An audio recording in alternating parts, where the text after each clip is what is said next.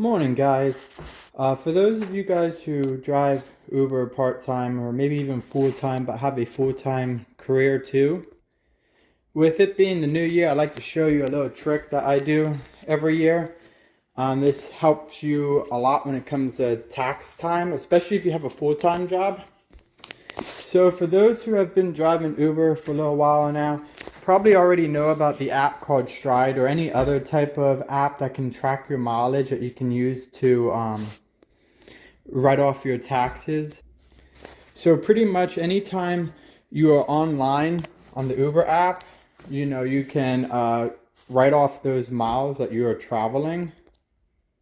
So why not apply this method to when you're traveling to and from work? Wouldn't it be nice to be able to write off your miles every day going to and from work? So let's say you start at 7 o'clock and I don't know, you work about a half hour away.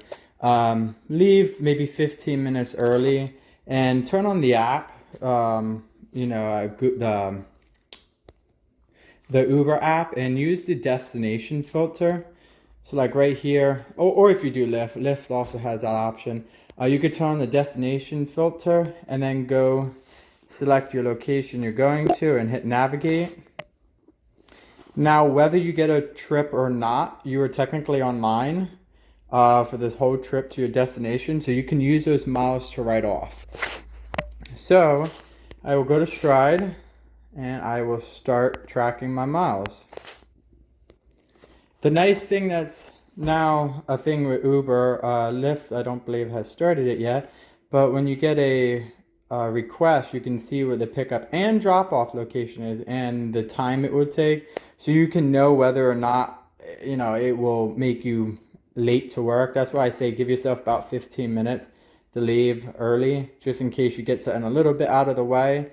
That way you don't end up really late to work, because, well, if you're late to work, you're losing money. So is it worth making a little bit of money when you're losing money, especially when you can be held accountable for showing up to work late? And if you get a trip during, if you get a ride request during this trip to work, it's a plus because you make a little bit of money. But if not, it's still a plus, but you get to write off those miles. Now, the nice thing is, if you're like me, I used to drive Uber a lot more, but now I have a pickup truck. It doesn't even make sense to drive full time. But plus, I have a full-time job. So pretty much what I do every day is I just do my miles, going to work and coming home, and I use that to write off. And when it becomes a negative amount, so pretty much you're writing off more than you're actually making through rideshare, you can actually use that and deduct it from your full-time job taxes of the year. Like at the end of the year when you do your taxes and you have your W-2, if you write off more mileage, if your amount of write-off is higher than you made with Uber or Lyft, you can subtract that from your full-time job on your W-2, and therefore you actually get a little bit more back because you're paying less taxes on your full-time job, because it counts as a loss. But while your other job is, a gain, the loss subtracts from the gain. So I'll show you. So I'll go to my Stride. I'll get out of my tracking miles, and I'll go to my taxes, and this is for this year.